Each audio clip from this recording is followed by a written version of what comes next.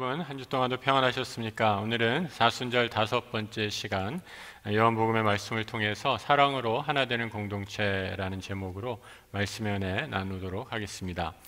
사순절이 처음 시작할 때 예수의 사탄이 시험 받으신 장면에서 시작을 했죠. 그 시험의 핵심, 하나님의 아들이라면 그에 걸맞게 힘과 권세를 사용해서 아들임을 증명하라라는 유혹이었습니다. 하지만 예수는 그 힘을 자신을 위해 사용하지 않으시죠. 오히려 연약한 인간의 모습으로 겸손하게 십자가의 길을 순종으로 걸어가십니다. 그리고 죽기까지 순종하심으로 구원을 이루시죠. 예수가 십자가의 길에서 만난 사람들이 누구입니까? 어부, 세리, 또 이름 없는 여인들이었습니다. 그 시대에 아무도 알아주지 않는 사람들입니다. 자신에게 도움이 될 만한 사람, 부와 권력을 소유한 사람을 제자로 삼지 않으시고 어떻게 보기에는 별로 도움이 될 것 같지 않은 사람들을 부르셔서 사랑을 쏟아 부으시는 거죠. 사랑하시고 인내하시고 자기를 핍박하는 자들을 위해 기도하신 주님을 한번 묵상해 보시기 바랍니다. 세상적인 기준으로 본다면 예수는 실패한 인생을 살았습니다. 사랑했지만 배신당했죠. 함께 한다라고 약속했던 제자들은 다 흩어졌습니다. 끝까지 따르겠다고 했던 제자는 다 흩어져 도망가고 말았습니다. 당시 사람들의 기대처럼 만약 예수가 힘과 능력으로 구원을 완성했다 생각해 보십시오. 십자가의 죽음은 필요 없었을 것입니다. 설사 십자가에서 처형당하셨다 하더라도 능력으로 부활하셨다면 자신을 억울하게 죽인 정치, 종교 지도자들을 찾아가 복수하는 것이야말로 정의를 바로 세우는 길일 것입니다. 하지만 우리 주님은 자신에게 불의를 행한 모든 이들을 용서하시죠. 그리고 부활한 주님이 찾아간 사람, 낙심한 제자들입니다. 마태, 마가, 누가, 요한복음, 사복음서는 예수가 부활 후에 만난 제자들을 보여주고 있습니다. 예수가 부활 후 만난 제자들 중 하나, 오늘 본문의 베드로입니다. 예수의 십자가 죽음 이후에 베드로는 다시 이전의 어부 생활로 돌아갔습니다. 어부의 삶, 아주 고단하고 힘든 삶이죠. 여러분, 간혹 가다가 원양어선에서 참치어선이 고기를 잡는 거 이렇게 보여주지 않습니까? 커다란 그물을 바다에 내리면 이 도르래 같은 기계가 그 그물을 다시 걸어서 올리는 것을 보게 되죠. 그런데 여러분, 예수님 시대 어부들은 그런 장치 하나 없이 다 수작업으로 고기를 잡았습니다. 고된 고기잡이의 일을 생각할 때, 그 일을 할 때 부활하신 주님이 베드로에게 다시 나타난 거죠. 부활하신 주님을 처음에 제자들은 알아보지 못했습니다. 그러다가 예수를 알아본 요한이 이렇게 말합니다. 예수께서 사랑하시는 그 제자가 베드로에게 이르되 주님이시라 하니 시몬 베드로가 벗고 있다가 주님이라 하는 말을 듣고 겉옷을 두른 후에 바다로 뛰어내리더라. 여러분, 이 장면, 이 구절을 한번 곰곰이 생각해 보시기 바랍니다. 아마 베드로가 더위 때문이었는지 더워서 우통을 벗고 고기 잡는 일을 하고 있었습니다. 그런데 요한이 주님이다, 부활하신 주님이 우리 앞에 계시다라고 말했는데 베드로는 다시 겉옷을 들쳐 입고 바다로 들어갔다라고 말합니다. 바다로 들어가면 어떻습니까? 여러분, 거꾸로 입던 옷을 다 벗고 들어가야 되지 않습니까? 그런데 베드로는 어떻게 된 영분인지 오히려 겉옷을 걸쳐 입고 바다로 뛰어들었다라고 얘기합니다. 베드로와 부활한 예수의 만남, 아주 불편한 만남이죠. 예수는 이미 죽은 분이십니다. 베드로는 예수를 3번이나 부인했던 배반자이죠. 베드로라는 이름의 뜻, 바위라는 별명입니다. 이 별명처럼 한때 믿음 변치 않고 죽기까지 예수를 따르겠다 호언장담했습니다. 대제사장의 뜰에서 한 여종이 불을 쬐고 있었는데 그 여종 계집아이가 베드로를 알아보고 이렇게 얘기하죠. 너도 저 사람과 한 패가 아니냐라고 이렇게 물었을 때 베드로는 손사래를 치면서 이렇게 얘기하죠. 나는 예수라는 사람을 알지 못한다. 그 이름조차 들어본 적이 없다라고 부인했던 것이죠. 이제 예수와 아무런 상관없는 삶을 살아가는 베드로, 그 베드로 앞에 우리 주님이 다시 나타나신 것입니다. 주님은 베드로를 추궁하지 않으십니다. 너 왜 나를 배신했느냐? 어쩌면 그럴 수 있느냐? 책망하지도 않으시죠. 그리고 3번이나 부인한 베드로를 향해 3번 반복해서 물으십니다. 내가 나를 사랑하느냐? 부활한 주님은 베드로에게 나타나셔서 그의 사랑을 확인하시죠. 내가 나를 사랑하느냐? 베드로의 사랑을 확인하기 전에 예수께서 베드로에게 청하신 것이 있습니다.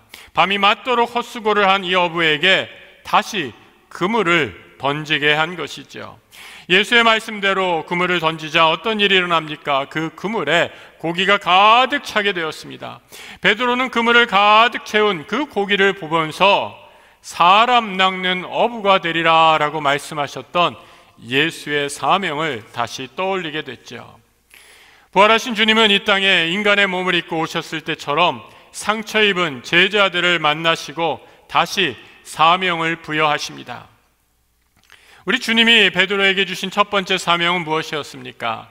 마태복음 16장에 이렇게 기록이 되어 있습니다. 또 내가 내게 이르노니 너는 베드로라. 내가 이 반석 위에 내 교회를 세우리니 음부의 권세가 이기지 못하리라. 내가 천국 열쇠를 내게 주리니 내가 땅에서 무엇이든지 매면 하늘에서도 매일 것이요 내가 땅에서 무엇이든지 풀면 하늘에서도 풀리리라. 베드로의 이 귀한 믿음의 고백 위에, 그 믿음 위에 하나님 나라 교회 공동체를 이 땅에 세우시겠다 약속하신 것입니다. 부활하신 주님은 베드로뿐만 아니라 다른 제자들도 찾아다니시며 이 사명을 일깨워 주시지요. 이 땅의 교회를 통해 부활하신 예수를 증거하라는 선교의 사명으로 말씀하십니다. 베드로는 오순절에 약속하신 성령 하나님이 임하게 되자 예수를 죽였던 유대인들 앞에 이렇게 담대하게 선포하죠. 너희가 법 없는 자들의 손을 빌려 못 박아 죽였으나 하나님께서 그를 사망의 고통에서 풀어 살리셨으니 이는 그가 사망에 매여 있을 수 없었습니다. 우리가 교회를 가리켜서 그리스도의 몸된 교회라고 이렇게 말을 합니다. 몸된 교회라는 것, 예수가 이 땅에 인간의 몸을 입고 고난당하시고 순종하신 그 겸손을 따라가는 공동체다라는 의미입니다. 히브리서는 이 의미를 이렇게 말씀해 주고 있습니다. 그는 육체에 계실 때에 자기를 죽음에서 능히 구원하실 이에게 심한 통곡과 눈물로 간구와 소원을 올렸고 그가 아들이시면서도 받으신 고난으로 순종함을 배워서 온전하게 되셨은즉 자기에게 순종하는 모든 자에게 영원한 구원의 근원이 되셨다 말씀합니다. 예수를 따르는 제자들이 모인 교회, 예수처럼 기도하는 곳입니다. 어떻게 기도합니까? 말할 수 없는 고난과 그 고난으로 인한 눈물 가운데서도 하나님의 뜻대로 살고자 기도하는 사람들이 모인 곳, 그것이 바로 교회입니다. 또 하나 교회의 사명, 바로 예수가 걸어가신 그 길을 따르며 나도 내가 마땅히 누릴 권리와 힘을 나를 위해 사용하는 것이 아니라 이웃을 위해 나누는 것, 세상을 섬기는 것이 바로 교회임을 말씀해 주고 있습니다. 오늘 우리가 살펴볼 인물은 장바니에라는 분입니다. 이 땅에 교회가 따라야 하는 예수의 겸손을 어떻게 실천할 수 있을까 아주 깊이 고민했던 분이죠. 이분의 이야기를 듣고 있으면 어떻게 오늘날에도 이런 분이 있는가라는 생각이 들 정도입니다. 1964년 바니에는 프랑스의 작은 집을 구입해서 사비로 구입했죠. 그것을 지적 장애인들과 그리고 그곳에서 함께 살아가죠.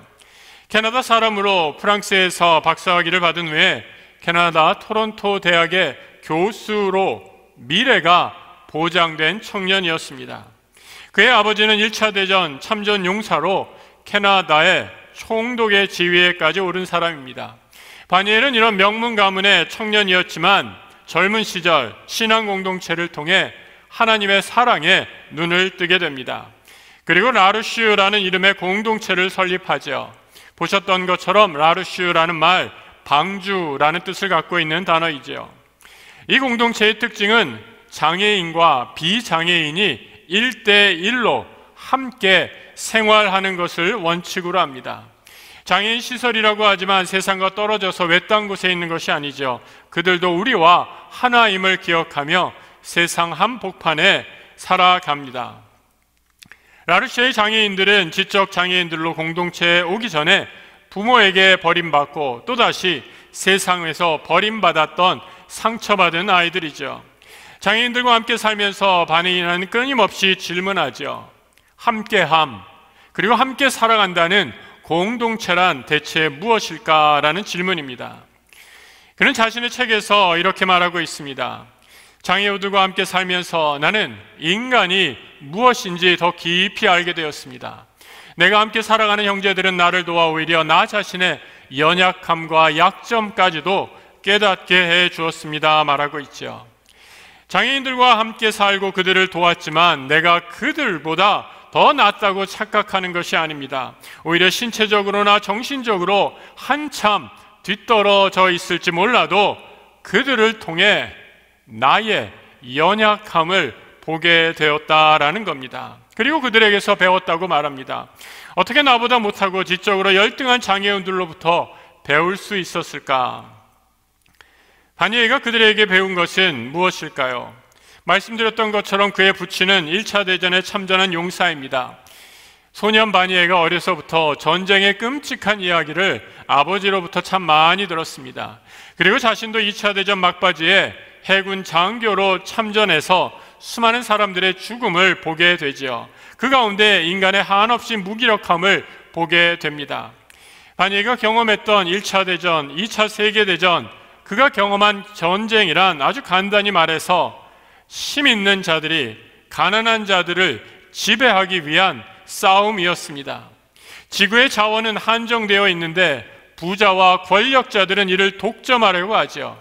그리고 이 자원을 많이 차지하면 차지할수록 성공한 개인이고 선진국이 되는 것이 현실이었던 것입니다. 바니에는 이런 약육강식의 사회를 반대하면서 새로운 공동체를 꿈꿉니다.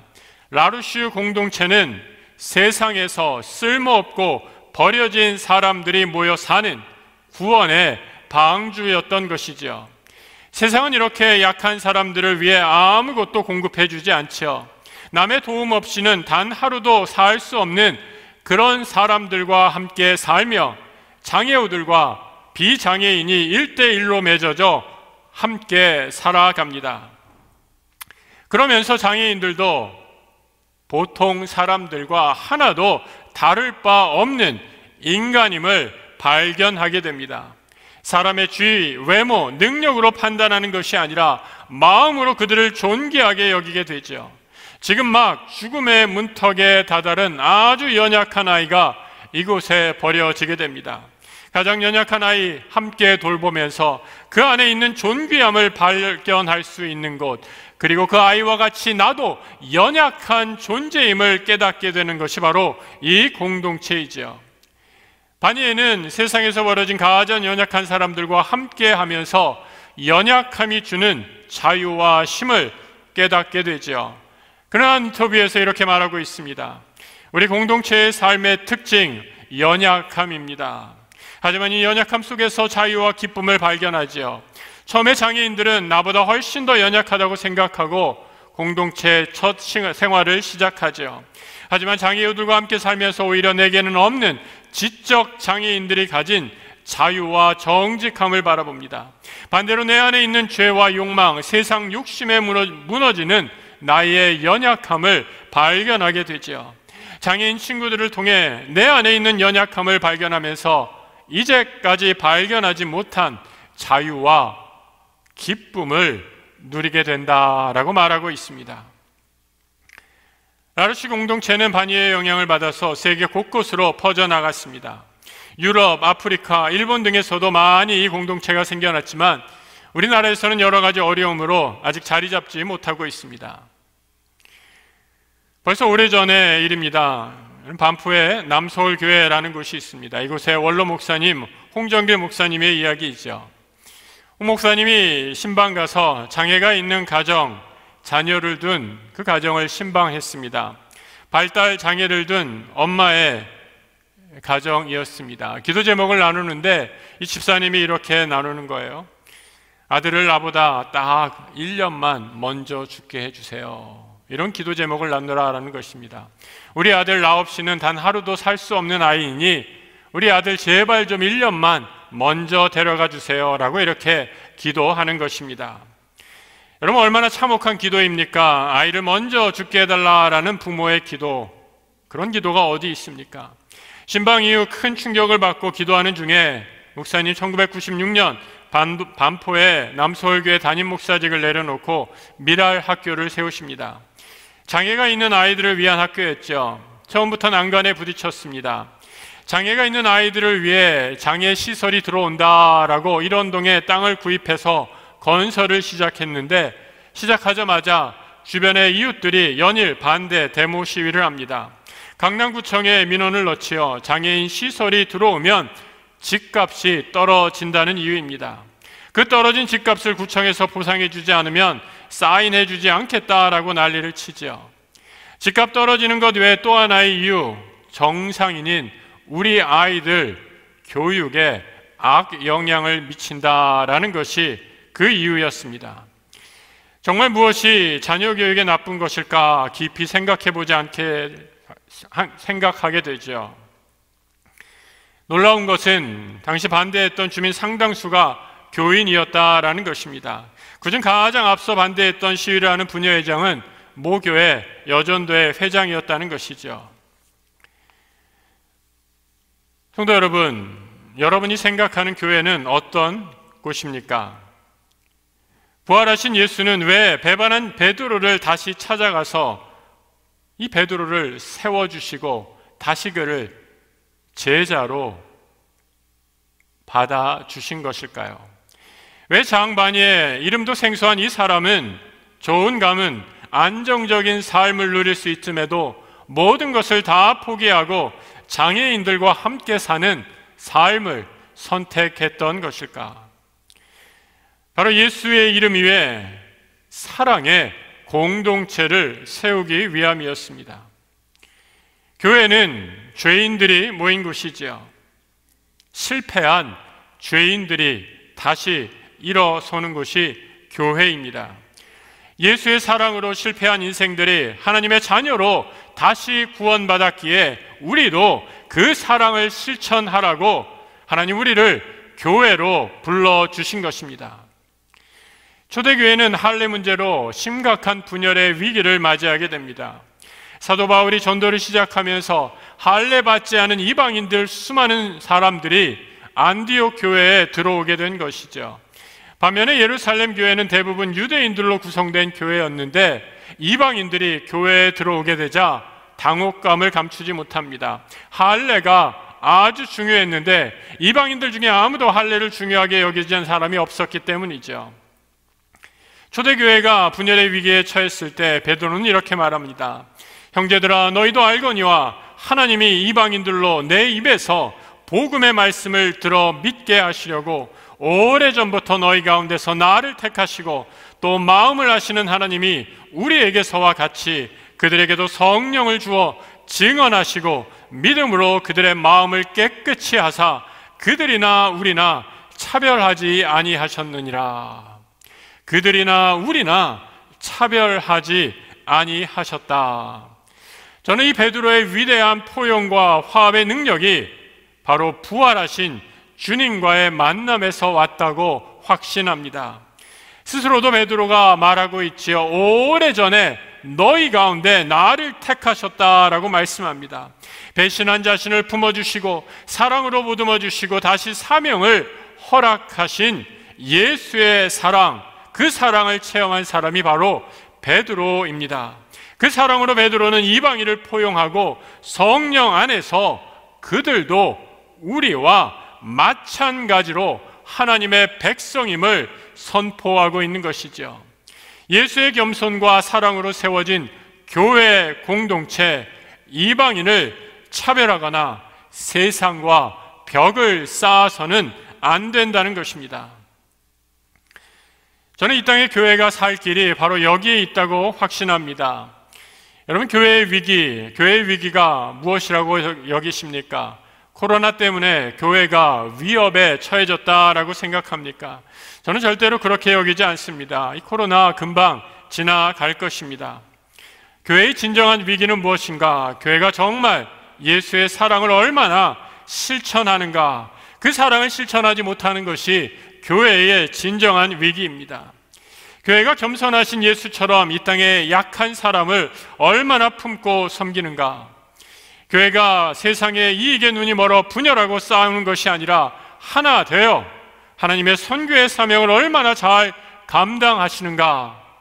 사순절 5번째 주일 맞이하면서 부활하신 예수가 오늘 우리에게 묻고 계신 질문입니다. 내가 나를 사랑하느냐? 내가 나를 사랑하느냐? 내가 나를 사랑하느냐? 정말 주님을 사랑한다면 이제 용서하고 하나 되라고 말씀하십니다. 실패한 나를 용서하셨듯이 우리도 주변의 이웃을 섬기는 겸손한 주님의 제자가 되라고 말씀하십니다.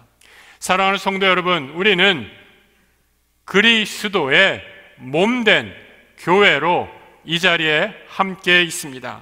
사랑으로 하나 되어 남을 나보다 낫게 여기는 하나 되는 약수교회 공동체 되기를 우리 주님의 이름으로 축복합니다.